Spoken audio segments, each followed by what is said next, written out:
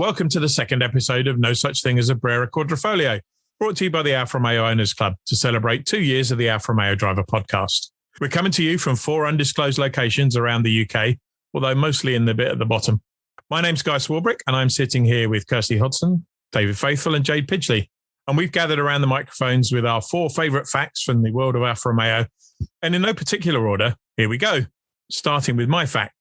My fact this week is that of all the passes Alfa Romeo SUVs have been named after, or we're pretty sure they will be named after, Tonale is the only one that doesn't connect 2 different countries, although the local language changes near the top. How does that work then? I'll get to that. Let's look at some of the others first. So the Stelvio is one of the most famous mountain passes in the world. It's iconic for drivers and for cyclists alike. It's been a regular climb in the Giro d'Italia and even in the Tour de France as recently as 2018. And that goes from Italy to Switzerland. The Brenner Pass, after which the Brennero, the small SUV due in 2023, is probably going to be named, goes from Italy to Austria and features in the much less prestigious Tour of the Alps bike race.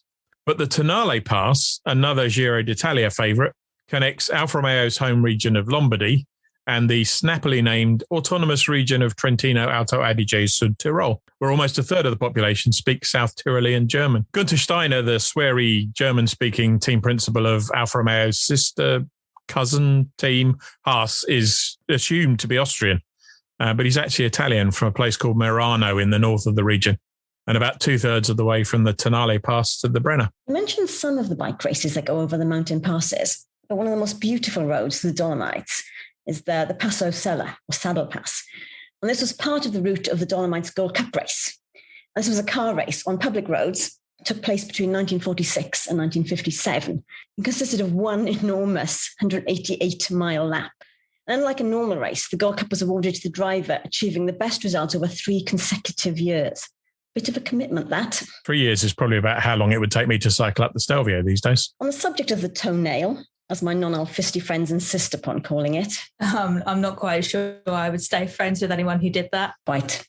But did you know that primates, including humans, are the only animals with nails instead of claws? This means, of course, that none of the other animals on planet Earth can have a tonale. There's nothing here for you, Mr. Tiger, or indeed Mr. Iguana. They'll have to make do with their namesake, the crossover SUV, the Volkswagen Tiguan. It's a combination of the German words tiger and leguan, iguana. And it was chosen by the public. I just think we should probably be grateful that the new Alfa SUV wasn't called Tonale McTonale face. It's all right. It would have been changed at the last minute to Sir David a Tonale Borough. Well, excluding the Alfa Jeep, which is the 1900 Mata from the 50s, you could argue that the first modern Alfa SUV was the 33 Giardinetta, the 4x4, which was from 1983. So normally in front-wheel drive, but the 4-wheel drive system could be engaged manually by the driver at any speed. And it was done by a handle in front of the gear lever. So back then, no fancy buttons. It had a raised ride height too, so was really sort of predating the Audi All-Road Quattro from around 1999. We then got the Alfa 156 Crosswagon Q4 in about 2003. That was a facelifted sport wagon with raised suspension and, again, 4-wheel drive. It was a really good-looking car that sadly didn't come to the UK. It did stay in production for a good while, though, after the 159 was introduced, finally ending in 2007 before the arrival of the short-lived 159 Crosswagon Q4, and that didn't come to the UK either. This type of utility vehicle disappeared from the Alfa range until the Stelvio appeared 10 years later. But by then, everyone else on Earth had got a utility vehicle / SUV already. And now, the practical high-riding SUV Stelvio has launched with its plastic wheel guards and rear skid plate. It's been lowered and colour-coded for the Veloce TI and Quadrifoglio versions. There's sense in it all somewhere. Although, of course, Alfa did show the Kamal concept in 2003, which was the first concept tagged as being a crossover SUV. And it was designed by Juan Manuel Diaz, the Mito and Giulietta designer. And I think that was built on the Fiat Premium platform, and that was shared with the 159, Spider and Brera. And of course, they had 4 doors, as all good cars should. Quite so. Kamal, the name in Sanskrit, roughly translates to perfection or synthesis of opposites, which I guess was the coming together of a car and an SUV. There seems like to be some disagreement about the meaning of Kamal. It also seemed it translated as beauty and lotus. I'm not quite sure what Colin Chapman would have made of an Italian SUV. And one built on Alfa's heaviest ever platform. Anyway, if you Google the Kamal, you'll see quite some similarities with the new Tonale, particularly in terms of the design, although the concept was fitted with a 3.2 V6 Busso. So that was back in happier times when we could all afford petrol. The only time I've been off-road in a Busso is at Bedford Autodrome, but I didn't do that on purpose. Turns out there is such a thing as going around a corner too fast, even with front-wheel drive. And the awaiting circuit photographer put on a fair turn of speed too, to get away from me. Been there, done that, got the T-shirt. Both the running wide on a track and the running away with a camera. With all these 4x4s, I'm going to have to add a four-wheel drive theme night to our section meetings, aren't I? Maybe after Christmas when it's nice and icy. I think that's a brilliant idea. I think my Spider will then be eligible for front-wheel drive night, rear-wheel drive night, Spider night, and four-wheel drive night. Okay, I think it's time for fact number 2, and that is Kirsty. Okay, so for my fact, I recently stumbled across the results of a YouGov survey about the habits of an Alfa Romeo driver. Looking at our repair bills, they shouldn't come as a terrific surprise to us. But it turns out that we do tend to have expensive tastes, generally. Who'd have guessed? Well, mostly in spare parts and beanie hats from the club shop, presumably. Well, 44% of us tend to spend a lot on clothes, compared to 18% of the general public. But the survey doesn't say what sort of clothes or where we buy them. It does say that 39% of us like to stand out, compared to 27% of normal people. Yeah, it's the club shop. A massive 61% of us can be lured into impulsive purchases, apparently. How many Mitos have you got, David? Well, one fewer than I need, obviously. 58% of us also like to go to trendy. Do people use that word anymore? Trendy people don't. No. 58% of us like to go to trendy restaurants and bars, and they've seen my internet browser shopping history, haven't they? And lastly, 47% of us don't care about our carbon footprint, compared to 23% of muggles.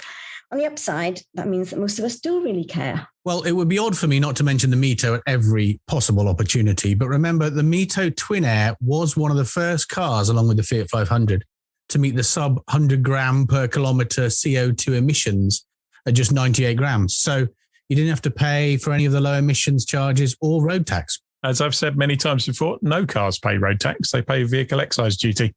Yes, all right. Well, vehicle excise road tax duty. And the Twin Air achieved a acclaimed combined cycle of 67.3 miles per gallon, which was both astonishing and entirely fictional. Entirely fictional, like vehicle excise road tax duty. But sticking with the Mito, as a fellow owner myself, Mito has always come out really well in the owners' surveys, yet always scores really badly in the magazine scores. In the 2010 What Car, readers voted the Mito the best super mini with a 4.6 out of 5 stars, and it came third overall in the best car. Yet the magazines themselves always rate the Mito 1 or 2 stars at best. Well, that's because Mito owners are trendy and cool, whereas motoring journalists, present company accepted guy, are typically miserable old sods who only love German cars. It could be that and a lack of doors. I could definitely never be described as a lover of German cars, but miserable old sod?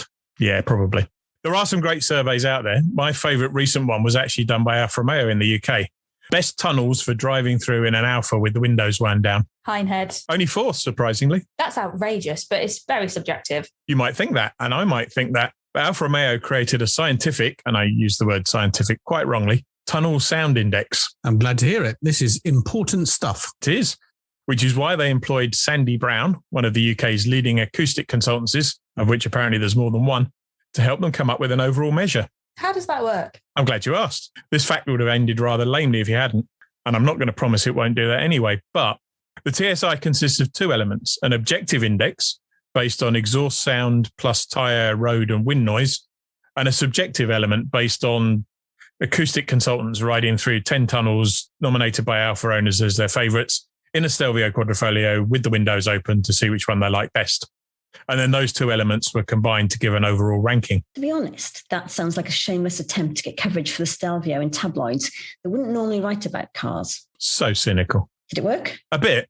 A couple of mentions on car dealer blogs and local news websites highlighting how well their local tunnel came out. But to be fair, when the press release went out at the end of January, there was a lot going on. The front page of The Guardian had stories about the imminent publication of the as yet still unpublished Sue Gray report into Partygate, US plans to divert gas to Europe if Putin turned off the supply, and the cancellation of the Dorset Knob Throwing Festival. Who cares if anyone covered it? Which tunnel won? Never mind the tunnels, David. Why was the Dorset Knob Throwing Festival cancelled? Too popular, apparently. And the tunnels? Tunnels, yes, the tunnels. So the winner was the 658-metre long Penmaenbach tunnel in North Wales. Penmaenbach. Okay. It ranked second on the objective test and first subjectively. So it came out top with tunnels in Saltash in Cornwall and Beaminster in Dorset, second and third. Stop the podcast. Stop the podcast. Do we have to interrupt the flow right now? Well, it's an advertising thing. Every little helps, as they say. This week's podcast is brought to you by numberoneplates.com. That's right. We have a very cool new discount partner, numberoneplates.com. Who I assume make number plates? They do. Number One Plates can design and produce ABS, acrylic and premium plates, including short hex and diamond plates, as well as pressed aluminium and vintage black plates. And I presume you can have numbers on them other than one. And they're all road legal? What about flags and Alfa Romeo logos? They are all absolutely road legal, but if you did want show plates, strictly not for the road, they do those too. And how about custom shaped plates just for Alfa Romeo? Well, I'm glad you asked that, because they now produce plates in custom shapes for the rear of the Mito, Giulietta and the Stelvio. And they're really nice, normal people based in Leeds. So if someone wants to take their Alfa to them, they're very keen on expanding their custom shaped plate range for all Alfa Romeos. And I see they have an online plate designer, so you can play with all the settings and sizes and so on. You can even have a completely legal short plate that will fit in the Italian-sized recess on the front bumper, provided your registration number's 4 or 5 characters long. What's their pricing like? Well, I think their pricing is really good, and their rating on Trustpilot is outstanding. And naturally, as a club member, you now get 10% discount on all replacement plates and fittings. So it's a one-stop shop for our members to freshen up their Alfa with brand new plates. What was the website again? numberoneplates.com. And you can find the discount code for this and all our discount partners on our secret members forum at arrockuk.com. Okay, on with the show. On with the podcast. Okay, it's time for fact number 3, and that is Jade's fact. My fact is the fastest road-going Alfa Romeo of all time is actually not the Giulia GTAM, the humble Giulia Quadrifoglio by 5 miles an hour. That's got to hurt if you forked out the extra 100k. I know it's a considerable jump from 65k. Even more if we chose a custom livery. True, but there's more to life than top trumps top speeds, and it's still pretty quick. It's probably the most exciting saloon car that I know. Looks-wise, they are quite different. The GTAM has a new carbon fibre front splitter, rear diffuser and wing, which you can manually adjust with the 3 settings: street, low downforce and high downforce. Plus the extra aerodynamic bits perfected in the Sauber F1 wind tunnel, all the way down the sides and along most of the underside of the vehicle as well. And we all know how much I love carbon fibre, with half my Mito being carbon. The car is also, in fact, lower and wider, so sitting on stiffer springs and retuned adaptive dampers. The wheels have jumped up to 20-inch and are actually centre locking, which is the first for a saloon car. Don't get me wrong, though, you have the starting price of 65k. And you can add things like the carbon fibre bonnet and the optional carbon fibre roof to the Quadrifoglio. But the GTAM already comes with all of that. And I know what I would pick if I could. Now speed, my favourite part. The Quadrifoglio can do 0 to 60 miles an hour in 3.9 seconds and a top speed of 191. The GTA is 0 to 60 in 3.6 seconds, but the GTAM is taking 3.8. with a top speed of only 186 miles an hour. It's a little bit faster than the twin turbo I'm used to. Going fast forwards is a bit conventional, isn't it? Yeah, definitely. Back in the mid-2010s, the fastest side wheelie, that's a car on 2 wheels, the fastest side wheelie lap of the Nürburgring was 45 minutes and 59.11 seconds. Was there nothing on Netflix? I'd watch that on Netflix. Meanwhile, back in the UK, we were equally busy racing toilets. The Hawk, the highly advanced water closet Mark I, reached a speed of 70.5 miles an hour at Elvington Airfield in Yorkshire in 2018. And it was flushed at the end of the attempt to prove that it functioned as required. and use a toilet brush as a gear stick. And I have driven worse. Road going Alphas are one thing, but we've covered a couple of record-breaking cars in the magazine over the last year or so. Mike Stark's amazing 3.8-litre 156 GTAM, which was briefly the fastest Alpha ever up Chelsea Walsh, until it was pipped by a 4C. And Ed McDonough's exploits at Bonneville in the fastest four-cylinder Alpha ever back in 2001, which popped up in February's archive column. I suspect, though, that the all-time record holder will be the Alfa Romeo Orlen C42 after the Grand Prix at Baku next month. The current fastest speed recorded by an F1 car is held by new Alfa Romeo driver Valtteri Bottas back in 2016, when he hit a staggering 378 kilometers an hour down the main straight in Azerbaijan, a fraction under 235 miles an hour. And that's actually only 36 miles an hour more than a Giulia. True, although by the time you get to 200 miles an hour, every extra mile per hour takes a lot of effort. The new aero rules this year mean that we might see some faster straight line speeds after a couple of years slightly below the peak. Last year, Kimi Räikkönen managed the fifth fastest time of all at 332.3 kilometres an hour, while Alfa Romeo driver photo competition judge Antonio Giovinazzi was down in 16th, 5 kilometres an hour slower. Really? You're still going on about the Alfa Romeo driver photo competition judge, Antonio Giovinazzi? Until Valtteri judges a competition for us. Best Mito at National Alpha Day? If you can get him to come, we'll add the category.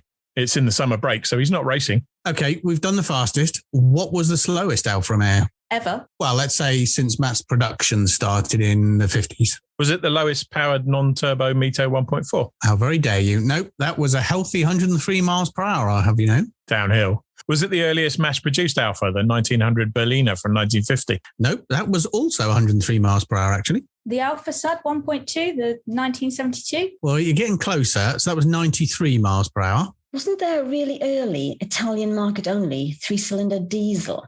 The 33, 1.8. Apparently, that was almost as quick as the Sud, 92 miles per hour, thanks to the 33's aerodynamics and, I suspect, a long run down a mountain pass. And it wasn't the little Giulietta 1300 Berliner. That was 87 miles per hour. That was pretty quick for a small family car in 1955. No, it was the Alfa 1900 Matter Jeep with 65 horsepower. The top speed was just 65 miles per hour. So that's 1 miles per hour per horsepower. Not bad going for something in the shape of a brick. 510 miles per hour from a Brera Quadrifoglio would be interesting. Okay, it's time to move on. And it's time for our final fact of the show. And that's David. I've been looking into other brands with the name Alpha, or to spell it wrong, as many people do online, Alpha with a PH. Well, this is episode 57. So how about something from Heinz? Alphabetti Spaghetti? Yeah, nice link, but that's always spelled with a PH. Sticking with the tomato sauce theme, Africa's best-selling brand of ketchup is called Alpha from Nigeria. And in true Alpha style, the brand name spelt ALFA, but on their own Facebook page, it has it spelt with a PH on the header image. The Alpha Hellenic beer is the £37 a case on Amazon. Every Alpha owner's first selfie pic on holiday in Greece. And it's funny you mentioned cases. There was an Alpha 90 in-dash briefcase for sale on eBay a couple of weeks ago from a guy in Portugal. I emailed him to check whether it was left or right-hand drive, but apparently they're the same. Poor bloke probably thought I wanted to buy it. Anyway, my fact is that one of the oldest and world-renowned makers of outdoor boots, trekking and mountaineering boots, hunting boots, ski boots, and boots for the military is the Norwegian company Alpha, spelled correctly. They're not as old as Alfa Romeo, but they started in 1931, and their Alphas have ascended the 7 summits and crossed both poles countless times. But I'll tell you what I like about them. It's their concept of Alpha for life, and they've actually got a trademark on that.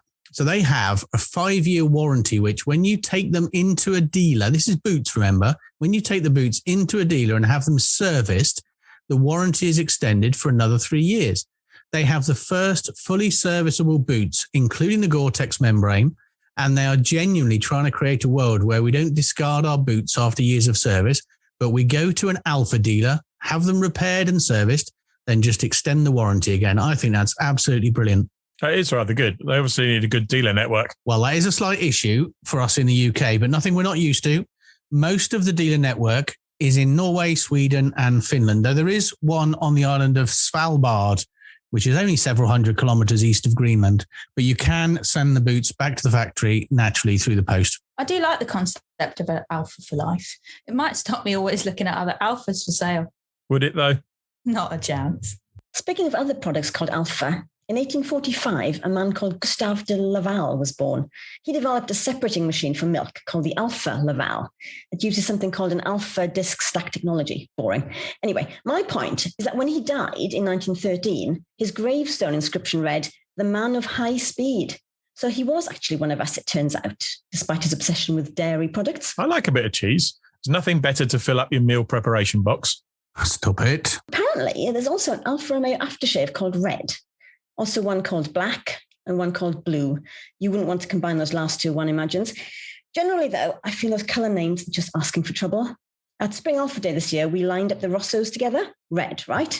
Not difficult? No. An argument swiftly broke out about which version of Rosso that we meant. There's at least 4. Can you imagine the sheer level of pickiness of the 3 colour options? Hold my Alpha Hellenic beer. Right, that's all we have time for this week. If you'd like to get in contact with any of us about the things we've said over the course of this podcast, we can be found on our Twitter accounts. I'm on @AlphaDriverUK. I'm at AROC, Alpha Female.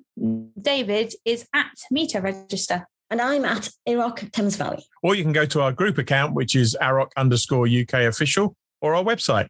We've got all of our previous episodes up there and links to our upcoming events, including Southwest Alpha Day at Ford Abbey in Dorset on the 22nd of May. We'll be back with another more conventional episode in 2 weeks' time on May the 22nd at 1:30 p.m. Available to download from iTunes, Podcast Addict, YouTube, and everywhere else you'd expect. Until then, stay safe.